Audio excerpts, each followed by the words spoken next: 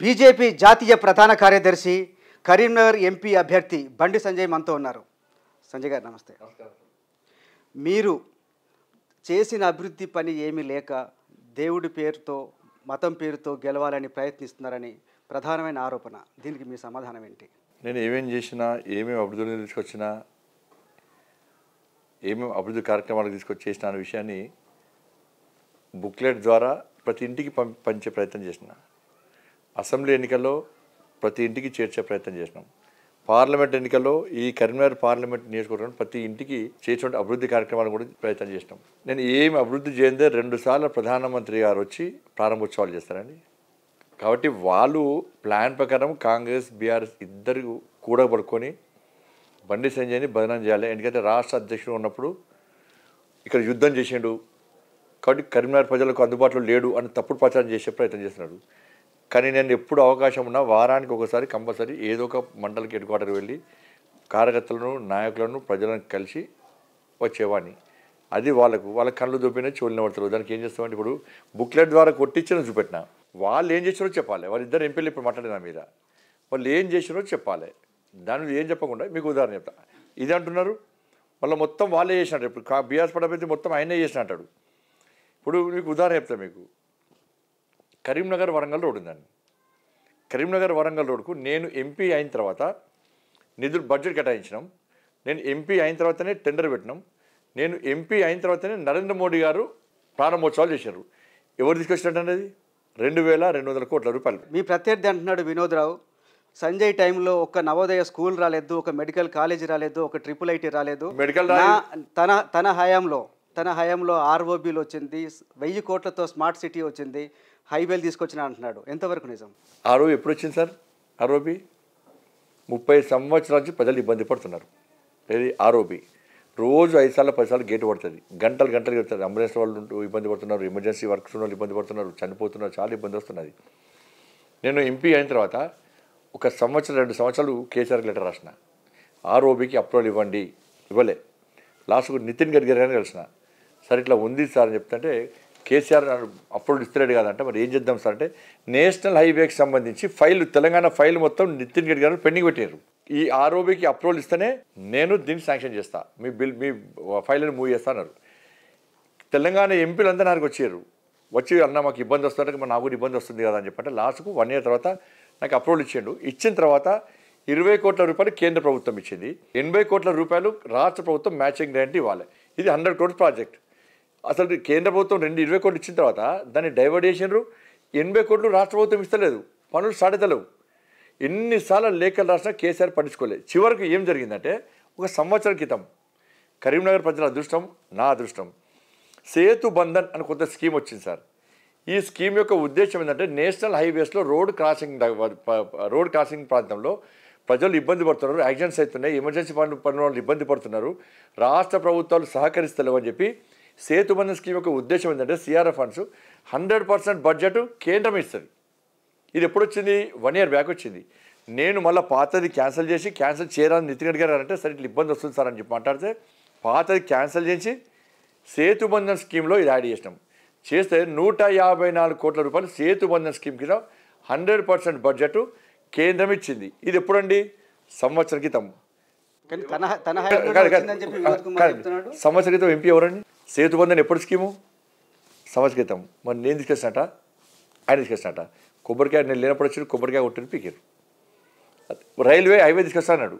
నేను ఉన్నప్పుడు బడ్జెట్ కేటాయించి, నేను ఉన్నప్పుడు కరీంనగర్ వరంగల్ రోడ్ కానీ, ఎలకతుర్తి సిద్దిపేట రోడ్ కానీ ఇవన్నీ కూడా నేను ఎంపీగా ఉన్నప్పుడు బడ్జెట్ కేటాయింపజేసి టెండర్లు నిర్వహించి ప్రధానమంత్రి గారి స్వహస్తాలతో ప్రారంభోత్సవాలు చేసినాం. ఇప్పుడు నేను తీసుకొచ్చినట, ఆయన తీసుకొచ్చినట. ఆయన ఏం చేయకుండానే అన్నీ చేసినా చెప్తున్నాడు. ఈయన చేస్తే పోయినసారి పార్లమెంట్ అభ్యర్థిగా పోటీ చేసిండే. అప్పుడు కరపత్రాలు ఎందుకు తీసుకోలేనే? నేనే చేస్తాను ఎందుకు తీసుకోలే? ఇలా 89,000 ఓట్లతో ఎందుకు ఓడిపోయాడు? స్మార్ట్ సిటీ అంటారు. స్మార్ట్ సిటీ కేంద్రం ప్రకటించింది. 4 సంవత్సరాలు కేంద్రం ఇచ్చిన నిధులు డైవర్ట్ చేశారు. 196 crores కరీంనగర్కు, 196 crores వరంగల్కు కేటాయించిన తర్వాత మ్యాచింగ్ గ్రాంట్ మళ్ళీ 196 crores వీళ్ళు ఇవ్వాలి. ఒకటి క్లారిటీ ఇస్తాండి. ఎవరికి? రాష్ట్ర ప్రభుత్వం ఇవ్వాలి. 3 సంవత్సరాలు రాష్ట్ర ప్రభుత్వం కేంద్రం ఇచ్చిన నిధులు దారి మళ్ళీ ఇచ్చింది, వాడుకున్నారు. నేను ఎంపీ అయిన తర్వాత 3 సార్లు కేంద్ర ప్రభుత్వం లేఖ రాయించిన.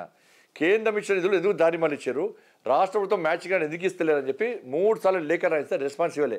2019 నుంచి 2024 ఇప్పటిదాకా మీరు కరీంనగర్ ప్రజలకు ఇచ్చిన హామీలు ఎన్ని నెరవేర్చారు? అసలు మీకు ఇప్పుడు ఎందుకు ఓట్లు వేయాలని మీరు అనుకుంటున్నారు? నేను ఎలక్షన్లప్పుడు హామీలు ఏమి ఇవ్వలేండి.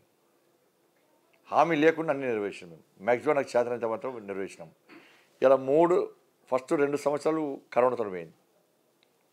ఫస్ట్ 2 ఇయర్స్ కరోనా సమయంలో కూడా ఇవాళ ఇప్పుడు పోటీ చేసే అభ్యర్థులు ఎవరు లాపత్తా లేరు. వాళ్ళు ఎవరు తెలియదు. అప్పుడు వాళ్ళందరూ ఇంట్లో కుటుంబ సభ్యులతోనే ఉన్నారు. నేను కరోనా సమయంలో కూడా కోవిడ్ వాళ్ళకు కూడా పోయినాను.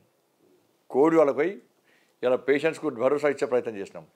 సిబ్బందికి ధైర్యం చెప్పే ప్రయత్నం చేసినాం. మా కుటుంబాన్ని పక్కబెట్టి మేము మా కార్యకర్తలు అందరూ కూడా కోవిడ్ సభ వేసి ఇలా 50 లక్షల రూపాయలు అప్పుడు లక్షల రూపాయలు అప్పుడు నా ఎంపీలాడ్స్తో పాటు ప్రైవేట్ ఫండ్స్ కూడా తీసుకొచ్చి దాదాపు 4-5 కోట్ల రూపాయలతోని ఎక్విప్మెంట్స్ అన్నీ ఇచ్చినాం. మేము సేవా కార్యక్రమాలు చేసినాం. ఇలా కరీంనగర్ వరంగల్ 2200 కోట్లతో నేషనల్ హైవే నేను తీసుకొచ్చిన. Siddipet Elkathurthi national highway 500 crores నేను తీసుకొచ్చిన. కరీంనగర్ జగిత్యాలలో 2000 crores నేను తీసుకొచ్చిన. ఇవాళ ఆర్ఓబి 154 crores నేను తీసుకొచ్చిన. సిఆర్ఎఫ్ ఫండ్స్ తెలంగాణ రాష్ట్రానికి ఇచ్చిన దాంట్లో 30% కొట్లాడి నేను తీసుకొచ్చి గ్రామాల్లో అన్ని ఇంటర్లింక్ రోడ్స్ అన్నీ నేను చేసిన. గ్రామీణ సడక్ యోజన పైసలు కూడా తెలంగాణకు వచ్చినాయండి. నా కరీంనగర్ పార్లమెంట్కి వచ్చినాయో చూస్తే తెలుస్తుంది. ఇవాళ గ్రామీణ సడక్ యోజన ఇవాళ 12B స్టేటస్ ఇవాళ శాతవంశుడికి తీసుకొచ్చింది నేను, ఆయన తీసుకొచ్చిన అన్నాడు. ఇవాళ అటానమస్ హోదా ఏది ఎస్ఆర్ఆర్ కాలేజ్కు గవర్నమెంట్ ఉమెన్స్ కాలేజ్ తీసుకొచ్చింది నేను. నేషనల్ టూల్ డిజైన్ సెంటర్ తీసుకొచ్చింది నేను. వేములవాడ దేవస్థానాన్ని ప్రసాద్ స్కీమ్ కింద పెట్టాలని మేము అనుకున్నామండి. ప్రహ్లాద్ సింగ్ పటేల్ గారు కరీంనగర్కి వచ్చినప్పుడు నేను రిక్వెస్ట్ చేస్తే, సార్ దక్షిణ కాశీ సార్ దీన్ని మనం చేయాలి సార్ అని చెప్పంటే, సరే చేస్తాను నేను చెప్పన్నాడు అని నేను కేంద్ర ప్రభుత్వం లేఖ రాస్తే రాష్ట్ర ప్రభుత్వం లేఖ రాసింది. రాష్ట్ర ప్రభుత్వానికి ప్రసాదం స్కీమ్ కింద పెట్టాలనుకుంటున్నాం, మీ అభిప్రాయం చెప్పండి అంటే, ప్లస్ రామాయణ్ సర్క్యూట్ కింద హనుమాన్ కొండగట్టు దేవాలయం పెడతామని చెప్తే అసలు కనీసం పట్టించుకోలే. నేను అన్న తర్వాత ప్రసాదం స్కీమ్ కింద పెడతారు అని చెప్పి ఒక 1 వీక్లో వచ్చిండు, వేములవాడకి వచ్చిండు. నేను పెళ్లి చేసుకున్న దేవాలయం దీన్ని అభివృద్ధి చేద్దా, నేను నాకు నమ్మకం లేదు, నాకు నమ్మకం ఉంది కదా చేస్తా అన్నాడు. సంవత్సరానికి 100 కోట్లు ఇస్తాడు, 400 కోట్లు ఇస్తాడు, ఒక్క పైస ఇవ్వలే. ఉల్టా వేములవాడ దేవస్థానం పైసలు తీసుకుపోయి వేరే ప్రాంతానికి ఇచ్చే ప్రయత్నం చేస్తే అడ్డుకునే నేను. ఇలా కొండగట్టు 100 కోట్లు ఇస్తాడు, ఇయ్యలే. మేము ఇస్తాడు ఏనియాడా ఆయన చేయడా. Congress party medical college Congress తీసుకొస్తాం కదా, సైన్స్ స్కూల్ వదిలికొచ్చారు. ఇలా మెడికల్ కాలేజ్ అంటారు కదా, కరీంనగర్లో ఉన్నాయి మెడికల్ కాలేజ్ ఇద్దరు వరియండి. ఇలా మెడికల్ కాలేజ్ రాకపోవడానికి కారకులు ఎవరు ప్రపోజల్స్ ఎవరు పంపాలి సార్? ప్రపోజల్స్ రాష్ట్ర ప్రభుత్వం పంపాలి. ఎందుకు పంపలే మరి? ఎందుకు పంపలేదు అంటున్నాను నేను. ఎందుకు పంపలేదు అనుకుంటున్నాను? వాళ్ళ కాలేజ్ 2 ఉన్నాయి. ఇప్పుడు ఏదైతే బీఆర్ఎస్ పార్టీ అభ్యర్థి ఉన్నదో ఆయనదే ప్రతిమ కాలేజు, వేరే కాలేజ్ రావాలని ఎందుకు కోరుకుంటాడు? మరి ఈయన ఇన్ని చెప్తుండే కదా సార్. ఇలా వినోదరావు గారు అనే వ్యక్తి ఇన్ని చెప్తుండే కదా, నేను లేఖలు రాసిన, నేను పార్లమెంట్లో మాట్లాడినా అని చెప్తుండే కదా. మరి ప్రసాదం స్కీమ్ కింద వేములవాడ పెడతానప్పుడు వద్దు అన్న కేసీఆర్ గారికి ఎందుకు లేఖ రాలేదు సార్? ఆర్ఓబికి కేంద్ర ప్రభుత్వం 20 కోట్లు ఇచ్చి 80 కోట్లు రాష్ట్ర ప్రభుత్వం ఇవ్వాలన్నప్పుడు ఎందుకు లేఖ రాలేదు సార్? ఇలా నేషనల్ హైవే చేస్తుంటే ల్యాండ్ ఎక్విజిషన్ సహకరించుకున్నప్పుడు ఎందుకు లేఖ రాలేదు సార్? ఈయన మెడికల్ కాలేజ్ కోసము అన్ని పెట్టినప్పుడు కరీంనగర్ ఎందుకు పెట్టాలని లేఖ ఎందుకు రాలేదు సార్? ఈయన సిఆర్ఎఫ్ ఫండ్స్ కరీంనగర్కి రోడ్ల కోసం నేను పట్టుకొస్తా అంటే అప్పుడు లేకుంటే కేసీఆర్ గారికి ఎందుకు లేఖ రాలేదు సార్? మీరు ఎంపీగా ఉన్నారు కదా, మీరు ఎందుకు లెటర్ రాలేదు? ఎవరు? నేను లేఖ రాస్తేనే ఎదురు వచ్చినాయి. నేను లేఖ రాస్తే అప్పుడు ఇవ్వాలి కదా. ఇలా ఆర్ఓబికి లేఖ రాసింది ఎవరు? నేనే కదా సార్, నేను రాసిన కదా. దాంతోపాటు నేషనల్ హైవే కోసం రాసింది ఎవరు? నేనే కదా. దీనికోసం ప్రసాదం స్కీమ్కి పెట్టి లేఖ రాసింది నేనే కదా. కొండగట్టు అంజన స్వామి లేఖ రాసింది నేనే కదా. ఇన్ని లేఖలు వస్తే ఏడు సమాధానం? ఎందుకంటే పేరు నాకు వస్తుంది. మీరు ఇన్ని లెటర్ రాసినా కూడా ప్రభుత్వం స్పందన ఎందుకు లేదు? పేరు నాకు వస్తుంది, దానికోసమే తాపత్రయం.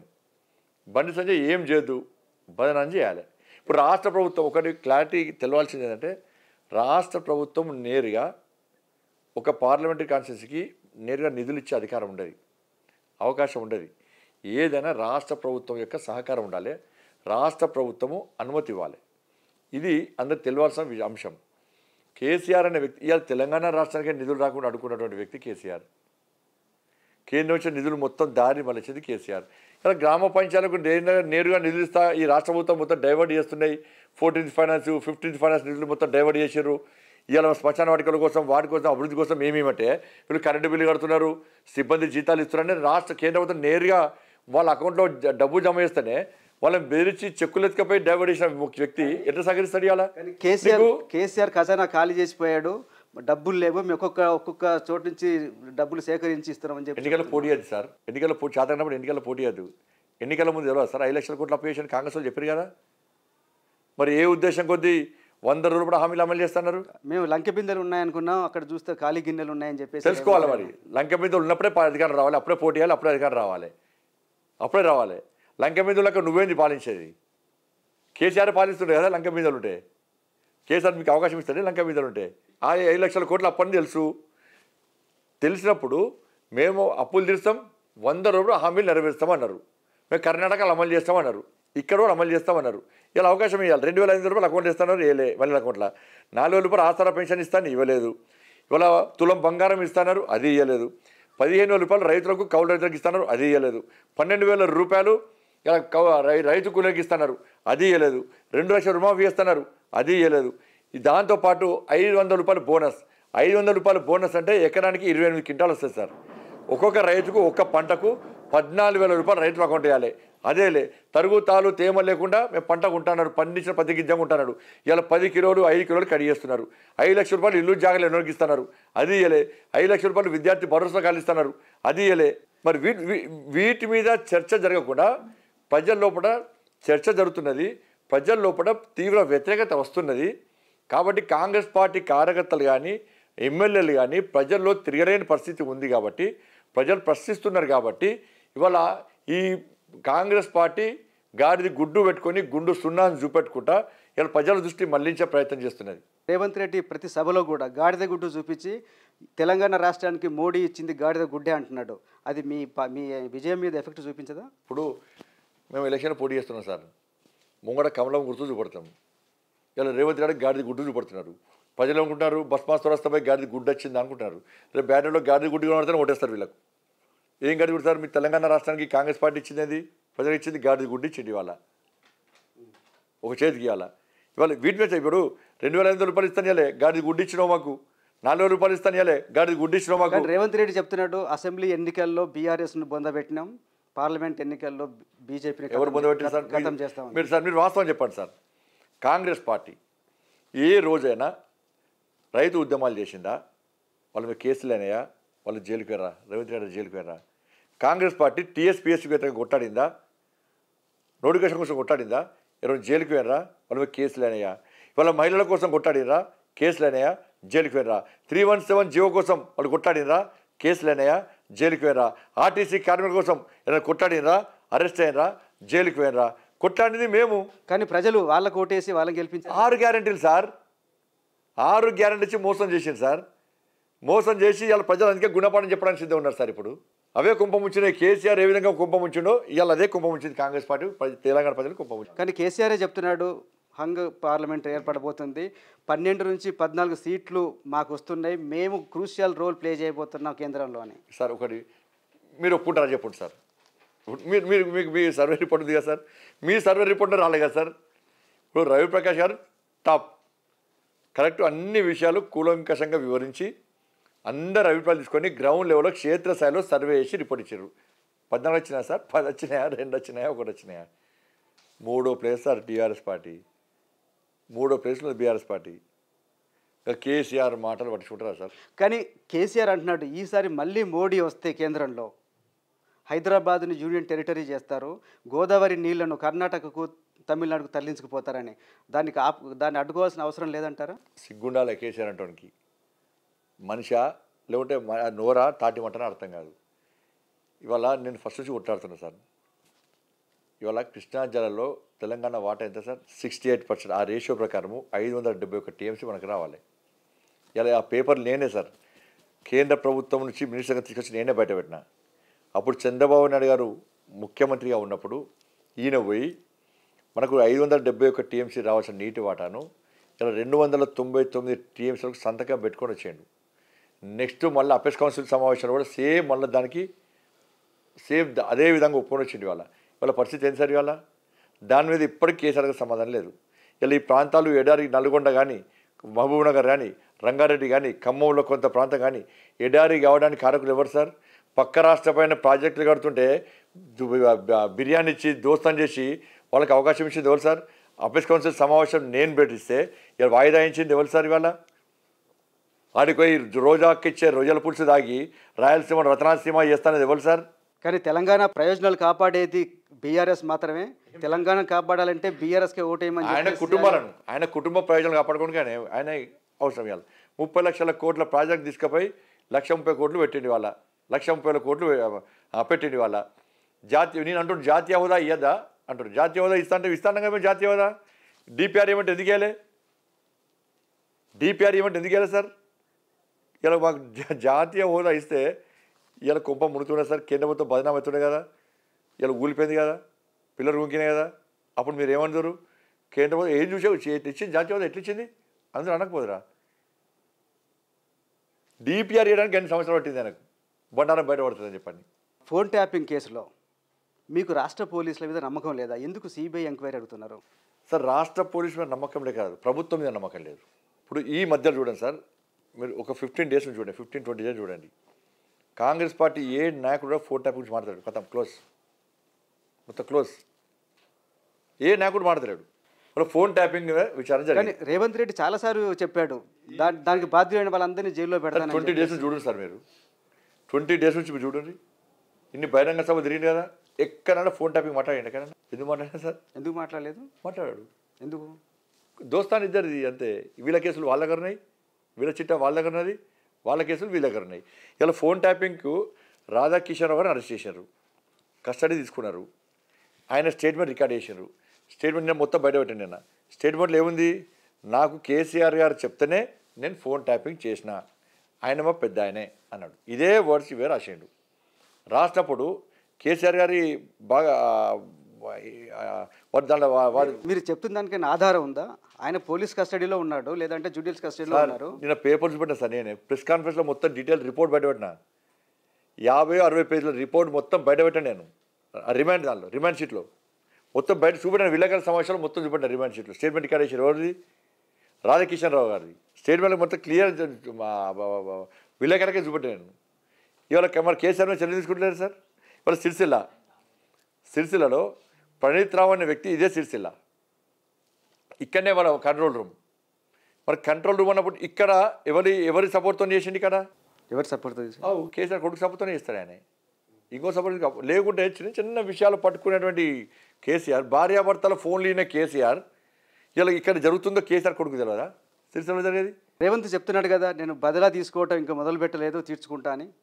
ఎలక్షన్ల తర్వాత ఏమన్నా తీసుకుంటా చూడ సార్, తీసుకుంటా కదా నువ్వు నేను చూసేది, తీసుకుంటా కదా నువ్వు చూసేది. ఏ ముహూర్తం చూస్తారా దానికి ఏమన్నా? నా అటువంటి అయితే తీసుకొని లోపల దొక్కుతుంది. ఇప్పటికైతే నేను కేసీఆర్ అంటే తీసుకొని లోపల దొక్కుతుంది, గ్యారెంటీ దొక్కుతారు, నేను గ్యారెంటీ దొక్కుతూ లోపడేసి. మీరు గ్యారెంటీ దొబ్బుతాం అంటున్నారు, కానీ ఆర్ఆర్ ట్యాక్స్ అని అంటున్నారు. ప్రధాని మోడీ హైదరాబాద్ కానీ తెలంగాణకు వచ్చినప్పుడు ఏంటి ఆర్ఆర్ ట్యాక్స్ అంటే ఏంటి? వాడు చెప్పిన క్లియర్ చెప్పిరా సార్. ఏంటి ఒకసారి ఢిల్లీకి పక్కన కడుతుంది, అదే దాన్ని కప్పమంటారా? ఏంటి ఆర్ఆర్ అంటే ఏంటి సార్? అది ఇక వాడు చెప్తారు సార్, వారే చెప్తారు సార్, నాతో చెప్పిస్తారు మీరు. మీరు తెలిసి మీరు చెప్పరు లేకపోతే రేవంత్ రాహుల్ ట్యాక్స్ అంతే కదా. ఇలా కేసీఆర్ ఏమో పైసలు మొత్తం చంపుకొని పోయాడు, కుటుంబం చదువుకున్నది. ఇప్పుడు ఇక్కడ కాంగ్రెస్ పార్టీ తెలంగాణకేమో ఆయన ఇప్పుడు జీతాలు ఇవ్వడానికి ప్రతి నెల ఖర్చు మంది 11,000 కోట్ల రూపాయలు కావాలి కేసీఆర్ ఇచ్చిన అప్పుల కట్టాలని. ఈడనేమో రైతు భరోసా ఇవ్వడానికి పైసలు, 2,200 రూపాయలు ఇవ్వడానికి పైసలు, జీతాలు ఇవ్వడానికి పైసలు, ఏం పైసలు, కానీ ఢిల్లీకి పంపడం మాత్రం పైసలు వస్తున్నాయి వాళ్ళకు. కానీ కేసీఆర్ అడుగుతున్నాడు మిమ్మల్ని సూటిగా, నిజంగా ఆర్ఆర్ ట్యాక్స్ అనేది ఉంటే మోడీ ఎందుకు యాక్షన్ తీసుకోడు? మీ ఇద్దరు మిలాఖత్ అయ్యారా కాంగ్రెస్ బీజేపీ అని? ఎవ్వరు అడుచుకోసారి ఈ మిలాఖత్. ఇప్పుడు మీరు చూడండి, ఎలక్షన్లు వస్తే ఒకసారేమో బీజేపీలో బీఆర్ఎస్లో ఏమంటారు సార్, బీజేపీ కాంగ్రెస్ ఒకటే, ఎప్పుడైనా ఒకటైతే సార్ బీజేపీ కాంగ్రెస్ ఒకటే. ఇది ఆన్సర్ చెప్పండి సంజయ్ గారు, ఎందుకు ఆర్ఆర్ ట్యాక్స్ అంటున్న ప్రధాని యాక్షన్ ఎందుకు తీసుకోవడం సార్? తీసుకుంటారు. అంతకుముందు కూడా ఒక 5 ఏళ్ళు కనీసం కాళేశ్వరం ఏటీఎంగా మారింది కేసీఆర్ సర్కార్కి అన్నారు, చాలా ప్రతిసారి అందరు అన్నారు, ఎందుకు యాక్షన్ తీసుకోవడం లేదు? ఇప్పుడు ఎంక్వైరీ చేస్తుంటే సిబిఐ రాకుండా ఉత్తర్వులు చేసింది ఎవరు సార్? వీళ్ళే కదా. అది తప్పు చేస్తూనే అన్నాడు కదా. మరి ఇప్పుడు కాంగ్రెస్ పార్టీ కూడా అప్పుడు అన్నది కదా, సిబిఐ ఎంక్వైరీ చేయాలి అని చెప్పని. మరి కాంగ్రెస్ పార్టీ అధికారానికి వచ్చింది కదా, కాళేశ్వరం విషయంలో కానీ ఫోన్ ట్యాపింగ్ విషయంలో కానీ సిబిఐకి ఇవ్వాలని చెప్పి ఎందుకు రాష్ట్ర ప్రభుత్వం కొడతలేదు? కోరకపోవడం కారణం ఏంది? ఇప్పుడు కాళేశ్వరం మీద ఎంక్వైరీ చేస్తున్నారుగా, జ్యుడిషియల్ ఎంక్వైరీ చేశారు కదా.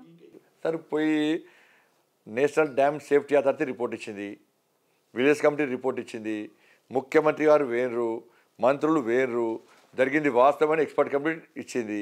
ఇచ్చినాక ఇంకా విచారణ ఏముంది సార్? ఇంకా విచారణ ఏముంటుంది?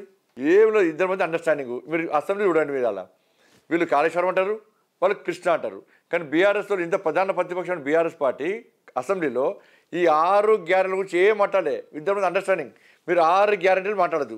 మీరు కాళేశ్వరం ఉన్నరి, మీరు కృష్ణా ఉన్నరి, మేము కాళేశ్వరం అంటాం. కానీ రేవంత్ అంటున్నాడు 5 బీజేపీ ఎంపీలు గెలిపించడానికి కేసీఆర్ సుపారీ తీసుకున్నాడు, అందులో భాగంగానే బండి సంజయ్ మీద డమ్మీ క్యాండిడేట్ని పెట్టాడని. నిజమేనా? బీఆర్ఎస్ వాళ్ళు ఏమంటారు సార్? బండి సంజయ్ గెలవడానికి కాంగ్రెస్ వాళ్ళు రేవంత్ రెడ్డి బండి సంజయ్ ఒకటే, అందుకే డమ్మిని పెట్టని వాళ్ళు అంటున్నారు. అంటే మొత్తం కాంగ్రెస్ వాళ్ళు ఏమంటున్నారు? బీఆర్ఎస్ వాళ్ళు డమ్మి పెట్టినారు అంటున్నారు. అంటే ఇద్దరు మాత్రం డమ్మిలే. డమ్మిలో కోటేందుకు వేస్తారు సార్ ప్రజలు?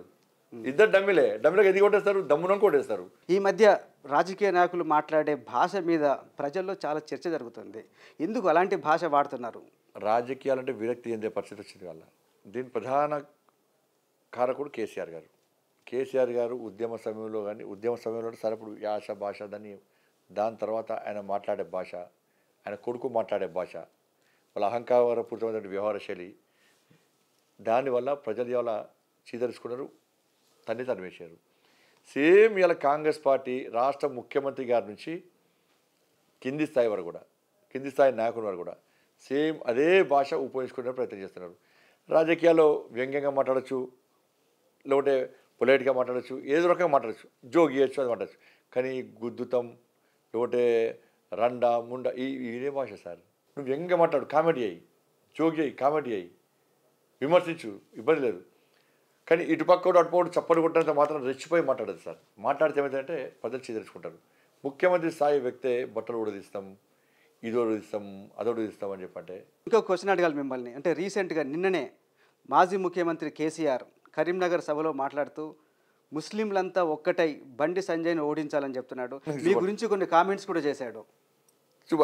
దాని మీద మీ స్పందన ఏంటి? ఇప్పుడు ఆయన భాష చూపడతా మీకు, ఇది వినాలి జర, మీ ఛానల్ ద్వారా మీరు వినిపించాలి. ఇది मुसलमान भाइयों को मैं सलाम करता हूं, आप तमाम लोगों से मुसलमान भाइयों को मैं सलाम करता हूं, आप तमाम लोगों से मैं अपील करता हूं, आज आप दानिशमंदी से सोचिए और सही पार्टी को चुनिए.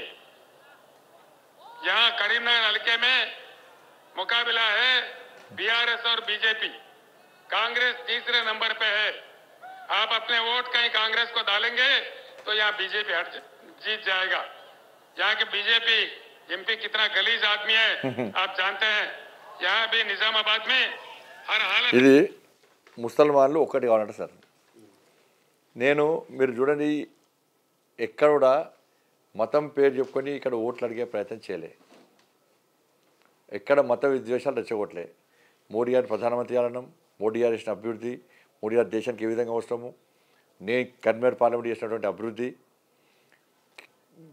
BRS party failures, Congress party failures విషయాల్లో మాత్రమే నేను ప్రజలకు వివరించుకుంటూ వస్తున్నా. సరే అయోధ్య రామ మందిర విషయంలో అక్కడ ప్రస్తావించడం అది తప్పకుండా చేస్తాం కాబట్టి 376 గురించి మాట్లాడతాం, అది చేస్తాం కాబట్టి. ఇవాళ కేసీఆర్ అనే వ్యక్తి కన్వీనర్కి వచ్చి ముస్లిమ్స్ అందరూ ఒక్కటి కావాలి, బండి సంజయ్ని ఓడగొట్టాలి అంటే ఇవాళ మీలాంటి మేధావర్గం ఏం చేయాలి సార్? ఇవాళ అదే నాలుగు మాట్లాడితే ఇవాళ ఇదే మీడియా భూతొద్దలు పెట్టి చూపెట్టేది. కేసీఆర్ అంత స్పష్టంగా మాట్లాడినా కూడా ఏ మీడియాలో ఒక్క అవార్డు రాలేదు సార్. వాళ్ళు మాట్లాడితేనేమో శాంతి భద్రతలు అంటారు, మేము మాట్లాడితేనేమో మతతత్వం అంటారు. ఇక దీని మీద ఇవాళ డిబేట్లు ఎందుకు జరిగేస్తారు? ఇవాళ డిబేట్లు అది మామూలు విషయం కాదు. అంటే కరీంనగర్కి వచ్చి ఒక వర్గాన్ని రెచ్చగొట్టి ఆ వర్గం వాళ్ళు ఒక్కడైతే ఓడిపోతారు సార్. ఓడిపోయినా కావచ్చు, మన అసెంబ్లీకి ఓడిపోయినా సార్, పక్కా ఓడిపోయాను నేను. ఇలా ఆర్టీవీ ద్వారా ఒప్పుకున్నాను కదా, వాళ్ళందరూ ఒకటే నన్ను ఓడగొట్టారు. 3,000 ఓట్లతో ఓడిపోయాను సార్ నేను. ఇప్పుడు కూడా ప్రమాదం ఉందని సార్ 3,000 ఓట్లతో ఓడిపోయాను సార్ నేను. 1,500 వస్తే గెలుచుకోండి నేను. వాళ్ళందరూ ఒకటే ఓడగొట్టారు. వాళ్ళ మిగతా మా వాళ్ళు కలిసి గెలిపిస్తారు, మిగతా వాళ్ళు గెలిపిస్తారని పార్లమెంట్ పక్కా గెలిపిస్తారు సార్. ఆయన 100% గెలిపిస్తారు. అసెంబ్లీలో గెలిపించలేదు కదా, ఇప్పుడు గెలిపిస్తారు. అసెంబ్లీలో వాళ్ళు మెజార్టీ ఉండొచ్చు, వాళ్ళు కలిసి ఉండొచ్చు, కానీ పార్లమెంట్లో కలిసిన గెలిపిస్తారు కదా. వాళ్ళ ఓడితే వీళ్ళు గెలిపిస్తారు, పక్కా గెలిపిస్తారు, మామూలు గెలిపిస్తారు. ఇలా కేసీఆర్ గుణపాఠం చెప్తాం, దీనిలో ఇదే విషయంలో గుణపాఠం చెప్తాం. ఇవాళ ముస్లిం ఓటు బ్యాంక్ కోసం కేసీఆర్ ప్రయత్నం చేసిండు, కాంగ్రెస్ పార్టీ వాళ్ళ వెంట పడుతున్నది, మసీదులను కేంద్రంగా చేసుకొని కాంగ్రెస్ పార్టీ పైసలు పంచే ప్రయత్నం చేస్తున్నది. ఇలా మతాన్ని అడ్డు పెట్టుకొని కేసీఆర్ గెలవాలని ప్రయత్నం చేస్తున్నాడు. ఇవాళ నేను ఇలా హిందూ సమాజాన్ని నేను అప్పీల్ చేస్తున్నాను. ఇవాళ మొన్న ఓడిపోయినా కూడా నేను ఎమ్మెల్యే ఓడిపోయినా కూడా నేను ఎంపీగా పోటీ చేస్తున్నా. నా ప్లేస్లో ఏ పార్టీ ప్లేస్లో ఏ నాయకుడినా కూడా ఇలా రాజకీయాలు పక్కన జరుగుతాడు. సార్ నేను ఎమ్మెల్యే గెలుస్తాను సార్, నన్ను ఇవ్వలేపారు. ఒక మసీదు పోయి నేను టోపెట్టి నమాజ్ చేస్తాను, ఎమ్మెల్యే గెలుస్తాను. ఒక మసీదు టోపెట్టి నమాజ్ చేస్తే కానీ నేను పోలే, నాకు నా ధర్మం ముఖ్యం, నాకు అల్లా గురించి తెలియదు. నేను మసీదు పోయినా రాముని మొక్కే అలవాటు నాకు లేదు. నేను మసీదు టోపెట్టుకోలే, నన్ను ఓడగొట్టిర్రు. ఇలా హిందువులు ఆలోచించాలి. వాళ్ళ హిందూ ధర్మం కోసం పనిచేసే బండి సంజయ్ని ఇలా ముస్లింలందరూ కలిసి ఓడగొట్టాలని కేసీఆర్ మాట్లాడితే హిందూ సమాజం చూస్తూ కూర్చుంటుందా? అంటే హిందువుల ఐక్యత లేదు అని చెప్పి ఒక చెడు ఆలోచన ఇలా బీఆర్ఎస్ పార్టీ కాంగ్రెస్ పార్టీ నాయకులకు ఉన్నది. కానీ 80% హిందువులు ఒక్కడైతే వాళ్ళ తుంపిరతం కొట్టుకోపోతారు. వీళ్ళు హిందువుల తుంపిరతం కొట్టుకోపోతారు ఈ పార్టీలన్నీ కూడా. దాన్ని గుర్తుంచుకోవాలి. దాన్ని కానీ మతపరంగా రెచ్చగొట్టడం, మతపరంగా ఓట్లు అడగటం ఎవరు అడిగిస్తారు? నేను అడగలే కదా. అంటే వాళ్ళంటే పడాలి నేను ఇప్పుడు కేసీఆర్ అంటే పడాలి సార్. నాకు రాజకీయాలు ముఖ్యం కాదు సార్, నాకు ఈ రాజకీయాలు ముఖ్యం కాదు, పోటీ కాదు సార్. నాకు ధర్మం ముఖ్యం. నాకు ఇలా కేసీఆర్ అనే వ్యక్తి కన్వీనర్కి వచ్చి ఒక వర్గం ఓట్ల కోసం దిగజారి మాట్లాడితే నా ధర్మాన్ని కాపాడుకోవాల్సిన బాధ్యత, నా ధర్మానికి సంబంధించిన నా హిందూ సమాజాన్ని సంఘటితం చేసిన బాధ్యత 100% నా మీద ఉంది. నేను ఇప్పటిదాకా మాట్లాడలేదు సార్, నేను ఇప్పటిదాకా దాని గురించి మాట్లాడలే. నా కేసీఆర్ మాట్లాడక నేను మాట్లాడుతున్నా, దీని రాజకీయ కోసం మాట్లాడతలేను ఇవాళ. కాబట్టి ఇలా కరీంనగర్ పార్లమెంట్ హిందువులు ఆలోచించాలి.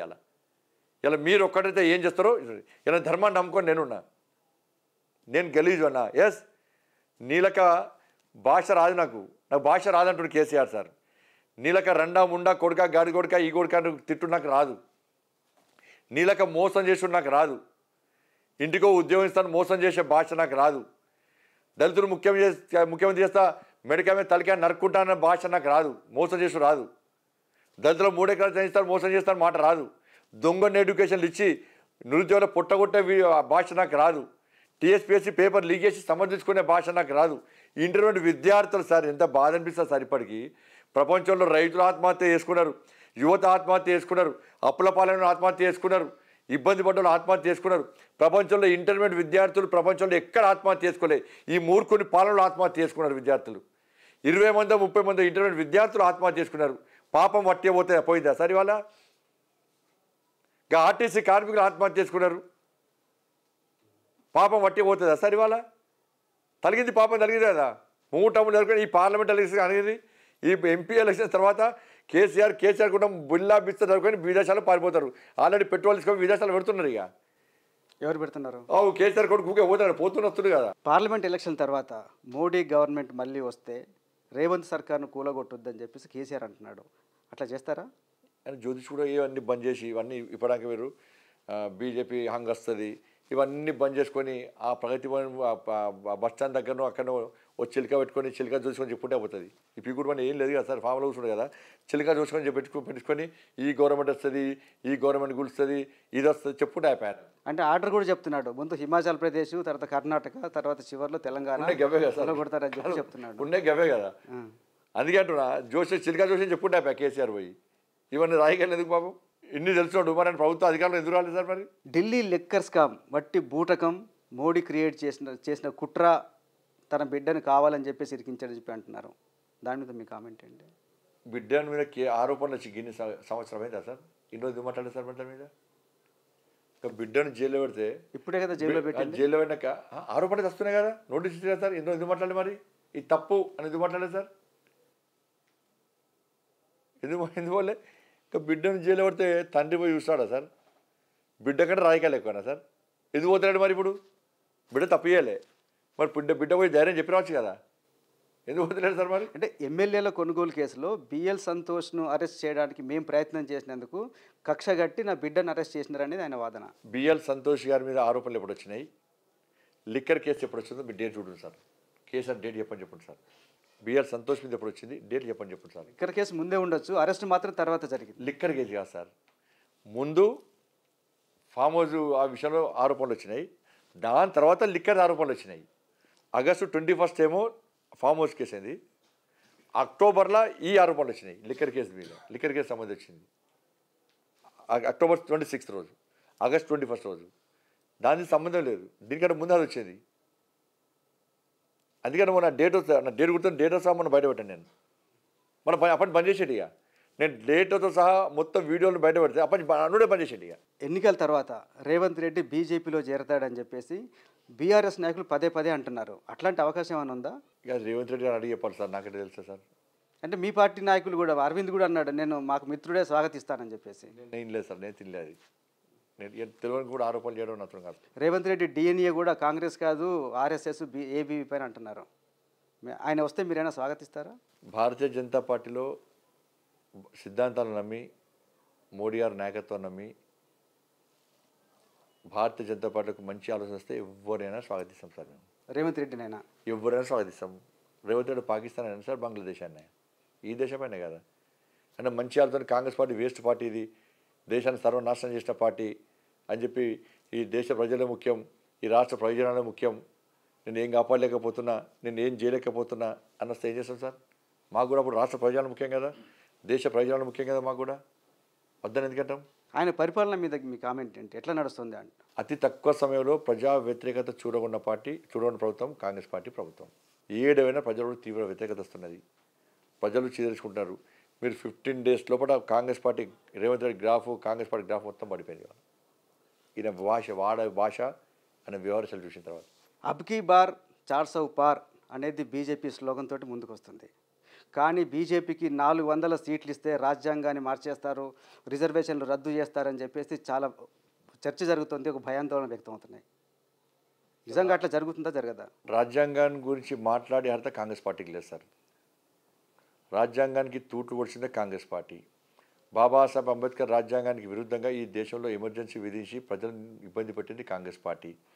బాబాసాహెబ్ అంబేద్కర్ పార్లమెంట్లో, నెహ్రూ కాలంలో పార్లమెంట్లో దళితుల సమస్యలు ప్రశ్నిస్తే, నెహ్రూ వ్యతిరేకిస్తే, బయటకు వచ్చి రాజీనామా చేసి బయటకు వచ్చి ఎన్నికల్లో పోటీ చేస్తే అంబేద్కర్ గారిని ఓడగొట్టిన పార్టీ కాంగ్రెస్ పార్టీ.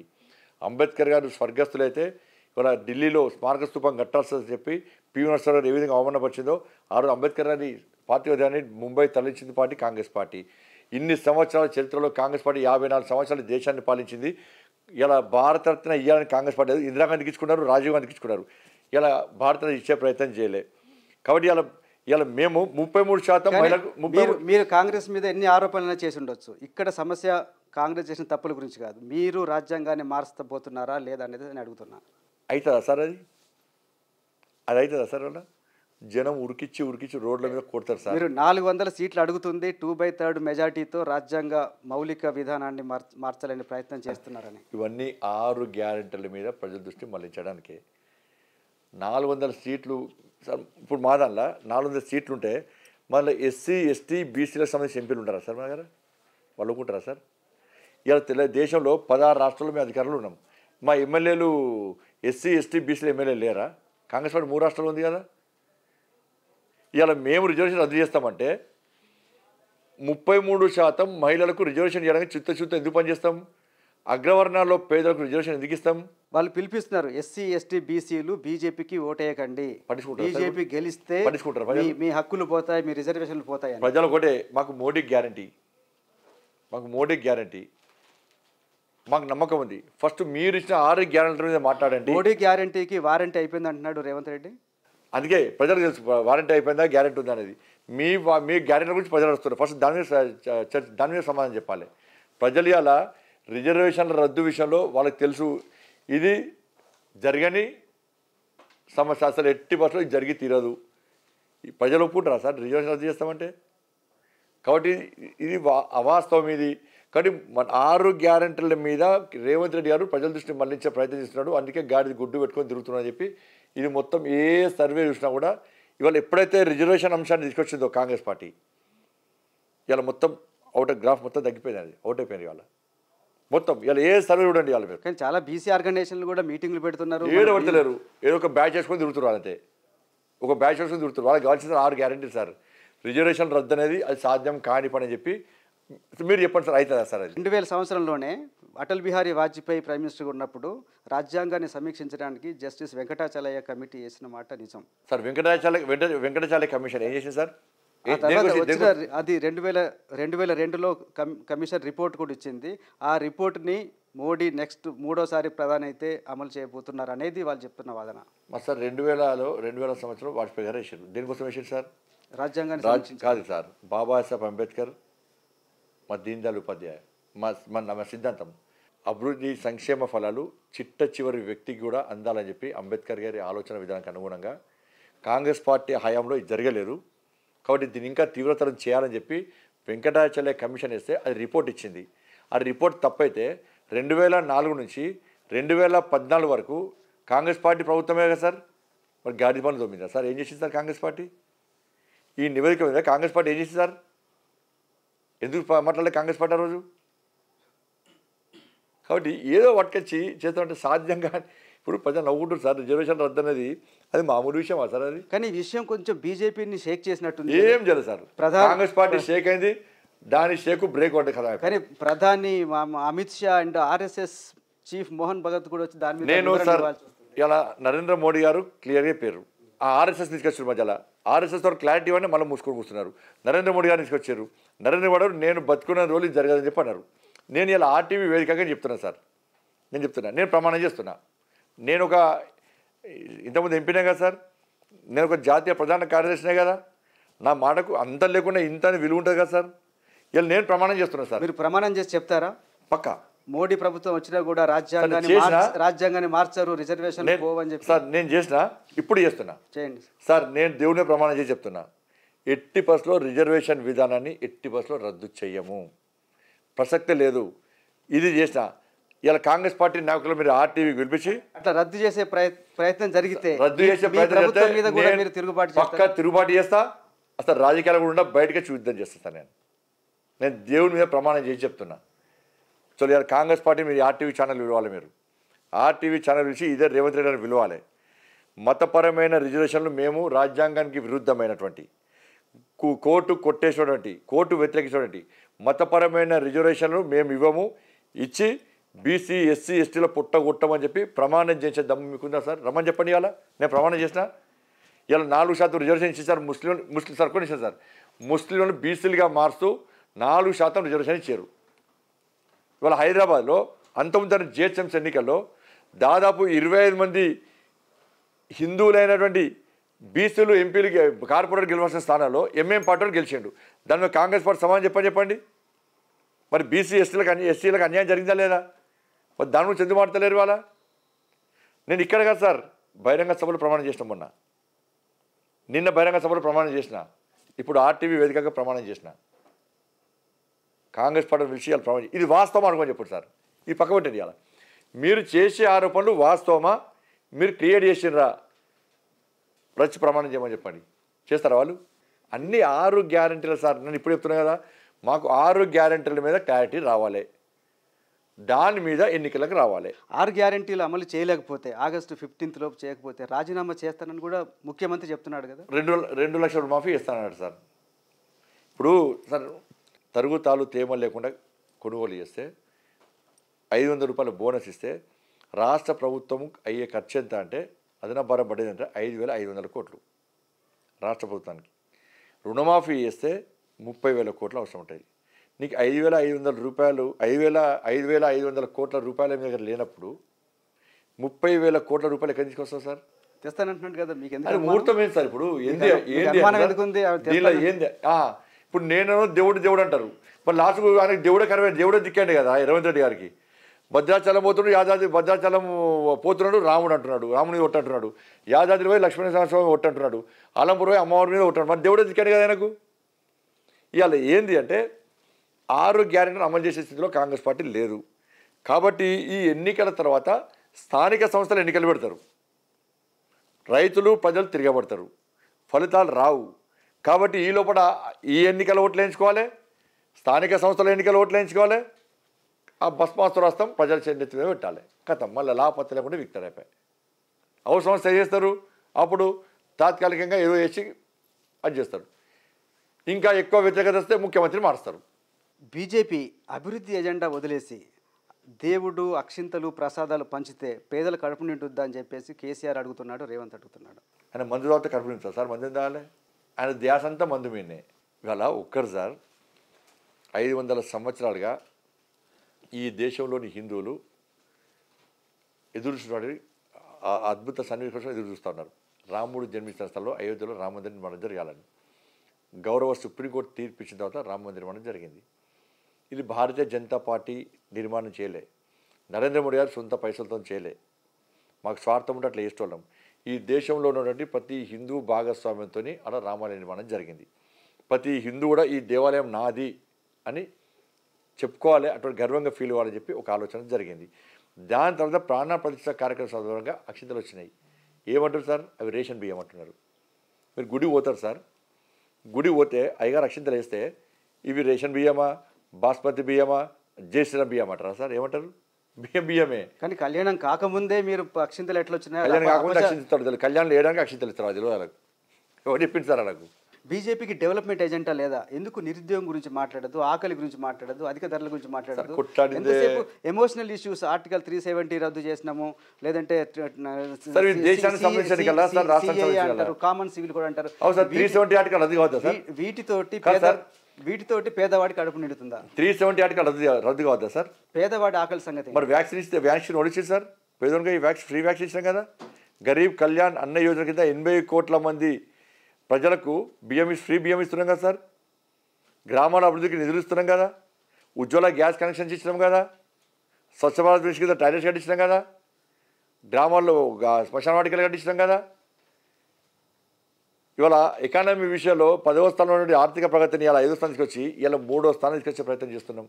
ఒకసారి అవకాశం ఇస్తారని చెప్పని ప్రపంచ దేశాలు అగ్రరాజ్యాలు మొత్తం కుప్పగిలిపోయినాయి. ఎక్కడైనా ఆర్థికపరమైన ఇబ్బంది తీసుకొచ్చింది సార్ నరేంద్ర మోడీ గారు. కాబట్టి మేము దేశం ముఖ్యమే, ఇవాళ అభివృద్ధి ముఖ్యమే. బీజేపీ నాయకులు కానీ మోడీ కానీ ఎందుకు అది మాట్లాడుతున్నారు సరే, దీని గురించి ఒక డెవలప్మెంట్ గురించి కానీ పేదవాళ్ళ గురించి కానీ ఎందుకు వాళ్ళ దగ్గర స్కీమ్స్ ఎజెండా ఏమి లేవా? ఇప్పుడు ఉన్న స్కీమ్స్ ఎన్ని స్కీమ్స్ ఉన్నాయి సార్? ఇప్పుడు వచ్చే గ్రామాల్లో స్కీమ్స్ అమలు చేసి ఎవరు చేస్తున్నారు సార్? ఎవరి స్కీమ్స్ అని ఎవరు చెప్పండి సార్? గరీబ్ కళ్యాణ్ అన్న యోజన ఎవరిది? స్వచ్ఛ భారత్ మిషన్ ఎవరిది? ఉజ్వల గ్యాస్ కనెక్షన్ ఎవరిది? మరి వాటి గురించి చెప్పుకోకుండా హిందూ ముస్లిం మందిర్ గురించి చెప్పినారు సార్. ప్రధాన దగ్గర నుంచి అందరూ చెప్తున్నారు కదా సార్. ఏడైపోయిన చెప్పారు. మేము అభివృద్ధి గురించి చెప్తున్నాం. ఇలా కేసీఆర్ చెప్పిండి నా మేము అభివృద్ధి అంటున్నాం. ఈ దేశం అభివృద్ధి చెందాలంటే, ఈ దేశం రక్షింపబడాలంటే, ఈ దేశంలో పేద ప్రజల బతుకులు బాగుపడాలంటే నరేంద్ర మోడీ అని ప్రధానమంత్రిగా చేయమంటున్నాం. దీనిలో మతం ఏడొచ్చింది సార్? వేరే మతానికి కించపరిచామా? ఇదే ఫస్ట్ స్లోగన్ కదా. దేశం రక్షింపబడాలంటే, దేశం అభివృద్ధి చెందాలంటే, ఈ దేశంలో పేదలకు ఇదే విధంగా సంక్షేమ పథకాలు అమలై పేదల బతుకులు ఇంకా బాగుపడాలంటే నరేంద్ర మోడీ గారి ప్రభుత్వం రావాలంటున్నాం. ఇక్కడ మేము రాముని పేరు తీసినామా, లేకుంటే ఇంకో అల్లాహ్ని వ్యతిరేకించినామా, ఏసు ప్రభుని వ్యతిరేకించినామా? మా నినాదం ఇది. మంత్రి పొన్నం ప్రభాకర్ మీ మీద చాలా ఆరోపణలు చేస్తున్నారు. సరే, వ్యక్తిగత ఆరోపణలు వదిలేద్దాం. ఒకటి, మీ ప్రత్యర్థి గంగుల కమలాకర్కు మీకు మధ్య లోపాయికార ఒప్పందం ఉంది, లోపల మీ ఇద్దరు ఒకటే కలిసే ఉన్నారని చెప్పేసి అంటున్నాడు. ఏంటి దాని మీద నిజంగానే అట్లా ఉందా? గంగుల కమలాకర్ గారు నేను ఒకటైతే కరీంనగర్లో పోటీ చేసింది ఎవరు సార్? ఆయన ఎందుకు వారిపోయింది సార్ హుస్నాబాద్కు? కరీంనగర్లో పోటీ చేసిన వ్యక్తి ఆయన ఎందుకు హుస్నాబాద్ ఏంటి సార్? నేను ఎంపీగా చేస్తాను కాబట్టి ఆయన పోటీగా వస్తాను, పొన్నం ప్రభాకర్ గారు పోటీగా వస్తారు కాబట్టి మన ఇద్దరం దోస్తులము, మన ఇద్దరం క్లాస్మేట్స్ము, మన ఇద్దరు రారాపోరాలు దోస్తాని, మన ఇద్దరు బర్త్డే కూడా ఒక్కరోజే. కాబట్టి నువ్వు నేను ఎందుకు కొట్టాలి? బండి సంజయ్ ఎట్లా ఎంపీ పోతున్నాడు కదా, మన ఇద్దరం ఎందుకు పట్టకూడదు, మన ఇద్దరం ఒకటి దోస్తులం కదా. నువ్వు ఉత్సవాలు కూడా కరీంనగర్ కొడితే ఇద్దరు ఎమ్మెల్యేలు ఉండాలని ఇద్దరు అనుకున్నారు. నేను వచ్చి పోటీ చేసిన కదా, ఉత్సవాలు ఎందుకు వేయండు? కానీ ఆయన ఆధారాలు కూడా చెప్తున్నారు. పక్కా గంగుల గ్రానైట్ కంపెనీ మీద కంప్లైంట్ చేశారు, దాని మీద ఈడీ దాడులు జరిగినాయి, అట్లనే స్మార్ట్ సిటీలో కూడా గోల్మాల్ జరిగిందని చెప్పిన బండి సంజయ్ తర్వాత ఎందుకు సైలెంట్ అయ్యాడు? ఇద్దరి మధ్యలో ఏం కాంప్రమైజ్ జరిగింది? ఈడీ వచ్చిందా లేదా సార్? తర్వాత యాక్షన్ ఏం తీసుకోలేదు. యాక్షన్ నేను ఈడీ ఆఫీసర్ సరేనా? ఇప్పుడు ఈడీ ఫోన్ చేసి యాక్షన్ తీసుకోవద్దంటాను నేను. ఆయన చేస్తున్నారు ఇప్పుడు మంత్రి కదా. మరి నేను ఆయన కలిసి మరి విషయాన్ని ఏమని చెప్పరు? విషయాన్ని ఏమని చెప్పండి సార్? మరి స్మార్ట్ సిటీలో ఇలా స్మార్ట్ సిటీ నిధులు తీసుకొచ్చింది నేను సార్. నేను ప్రమాణం చేస్తాను సార్. ఆయన ప్రమాణం చేయమని చెప్పండి, నేను ప్రమాణం చేస్తాను. మీరు కాంప్రమైజ్ నేను కాకపోతే దాని మీద పోరాటం ఎందుకు ఆపేశారు అనేది ఆయన ప్రశ్న. అరే పోరాటం చేస్తాను సార్, పోరాటం చేస్తేనే మొన్న 89 రోడ్లు వచ్చినాయి సార్ నాకు. ఎవరు ఫైట్ చేశారు? ఆయన దోస్తు కాబట్టి పారిపోయింది కదా, ఆయనకి ఎందుకు పోటీ చేయాలి అంటూ నా కర్మేళ్ళ గంగుల కమలాకర్ గారు నేను దోస్తులమైతే ఎందుకు పోటీ చేస్తా? 89 రోడ్లు నాకు ఎందుకు వస్తాయి? 1500 రోడ్లతో ఎందుకు ఓడిపోతా? ఆయన ఉస్మానాబాద్కి ఎందుకు పారిపోయాడు? ఇద్దరి మధ్య జరిగిన ఒప్పందాలు ఏంది? కరీంనగర్లో డమ్మీ అభ్యర్థులు ఎందుకు పెట్టారు? ఏంటి ఇద్దరి మధ్యలో జరిగిన ఒప్పందం ఏంది? అందుకని వాళ్ళకి అనుకుని చెప్తున్నాయి కదా, అండర్స్టాండింగ్ ఇద్దరి మధ్యలో. అంటే ఇద్దరి మధ్యలో ఉన్న వ్యాపార లావాదేవీలు ఉన్నాయా? ఇక ఏమి లాభం మనకు ఆధారాలు మనకి కదా, వాళ్ళకి చిల్లర ఆలోపన చేస్తుండే కాదు. అర్థం దోస్తాను వాళ్ళిద్దరిది, వాళ్ళిద్దరు ఒకటే వాళ్ళ పోటీ. నేను నిజంగా సార్ ఇప్పుడు మొన్న ఎమ్మెల్యే పోటీ అవ్వకుండా ఇట్నే బదన చేద్దరు.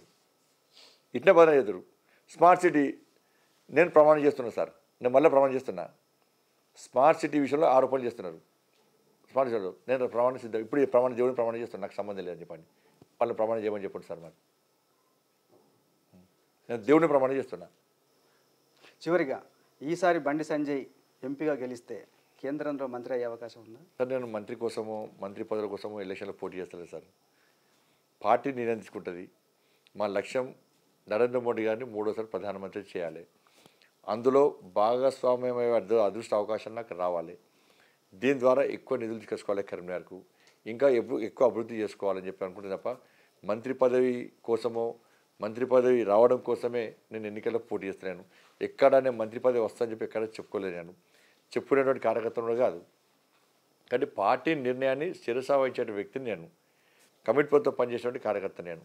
మీరు ఎక్కడ చెప్పుకోలేదు, కానీ ఎప్పుడు ప్రధాని వచ్చినా అమిత్ షా వచ్చినా మిమ్మల్ని ప్రత్యేకంగా చూస్తారు, మీ దగ్గరకు వచ్చి మాట్లాడి మిమ్మల్ని ఎన్నోసార్లు మెచ్చుకోవడం కూడా మేము బహిరంగంగా చూసినాము. ఇప్పుడు గతంలో నేను రాష్ట్ర అధ్యక్షునిగా నన్ను మార్చినప్పుడే మంత్రి పదవి కోసం ప్రపోజల్ వస్తే నేను వద్దని చెప్పిన, పార్టీకి సేవ చేయడమే నాకు ముఖ్యమని చెప్పిన. అట్లని చెప్పి మన రాష్ట్ర అధ్యక్షుడు కావాలి, జాతీయ పోస్టులు కావాలి సార్. నేను పోలింగ్ బూత్ అధ్యక్షుడిగా పనిచేయమన్నా పనిచేస్తాను. ఏం పని చేయకుండా జెండా పట్టుకొని తిరుగుమంటే కూడా తిరుగుతాను నేను. ఎందుకంటే కింది నుంచి వస్తున్నాను సార్. నేను డైరెక్ట్ ప్రమోషన్ పెట్టుకొని రాలే. ఎవడో మా నాన్న పేరు చెప్పో మా తాత పేరు చెప్పుకొని ఎలక్షన్ రాజకీయాలకు వచ్చినాడు కాదు. నేను గ్రౌండ్లో కొట్లాడి దెబ్బలు తిని అంతా లైఫ్ అంతా ఖరాబ్ వేసుకొని ఈ స్థాయికి వచ్చిన నేను. అన్ని ఇబ్బంది పడి ఈ స్థాయికి వచ్చిన. ఇవాళ నేను కార్పొరేట్ నేను నమ్మరు. ఇవాళ నేను ఇప్పుడు జరుగుతున్నది మాత్రమే చూసేది. ఇవాళ నేను రాష్ట్ర అధ్యక్షుడు వెనక అధ్యక్షుడు 109 కేసులు పెట్టారు సార్ నా మీద. 2 సార్లు జైలుకు పంపారు. ఇప్పుడే కొత్తగా సార్ నేను 2005లో ఫస్ట్ టైం కార్పొరేటర్. నేను 2005 నుంచి 2011 వరకు 5 ఇయర్స్లో 7 టైమ్స్ జైలుకు పోయినా. 7 టైమ్స్ జైలు కన్నా 3 సార్లు చంపే ప్రయత్నం చేశారు. ఎవరు? ముస్లిమ్స్. కానీ ఏ రోజు భయపడలేదు నేను. రాకీ సినిమాలకు పెట్రోల్ గ్యాస్తో కొడతాను పని చేశారు. చాలాసార్లు పోలీసు వాళ్ళని కాపాడాను. ఏ రోజు భయపడి పారిపోలే. అప్పుడే జైలుకు పోయినా, అప్పుడే జస్టిని. ఈయన భయం అంటే నాకు కేసులు అంటే ఇవన్నీ కొత్తలేదు సార్. నా కుటుంబాన్ని ఒప్పించి నేను, నా లైఫ్కు గ్యారంటీ లేదు. కానీ ఎన్నో రోజులు ధైర్యంగా బతుకుతాం, నిజాయితీగా బతుకుతాం. కానీ అలా నా నిజాయితీనే ప్రశ్నించే స్థాయి కొంతమంది వచ్చారు. లేనిపోని ఆరోపణలు చేస్తున్నారు. ఆరోపణ చేసే వాళ్ళు ప్రూఫ్ చేయాలి సార్. గతంలో బీఆర్ఎస్ పార్టీ ఆరోపణ కేసీఆర్ వాళ్ళు ఆరోపణ చేశారు. ప్రభుత్వం వాళ్ళేదే కదా. నా మీద 18 మంది ఇంటెలిజెన్స్ వాళ్ళు పెట్టాడు కేసీఆర్. మరి ఏం బిక్కింది సార్? ఇలా కాంగ్రెస్ పార్టీ ఆరోపణ చేస్తారు కదా, ప్రభుత్వం వాళ్ళే కదా. చలో విచారణ చేయండి. నువ్వు విచారణ చేసి గల్లబట్టి లోపటేయి. బినామీ ఉన్నాయా ఏమి నువ్వు పేయి ప్రూవ్ చేయి.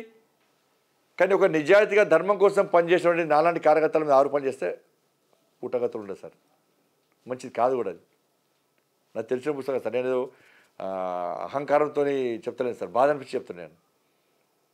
నాలాంటి ధర్మం కోసం పనిచేసే నాయకుల కార్యకర్తల మీద అట్లా ఆరోపణలు చేయదు. రాజకీయాలు ఉంటే పోతాయి, ఆరోపణలు చేయి, కానీ తప్పుడు ఆరోపణలు చేయదు సార్. దయచేసి గుర్తుంచుకోవాలి. Thank you sir.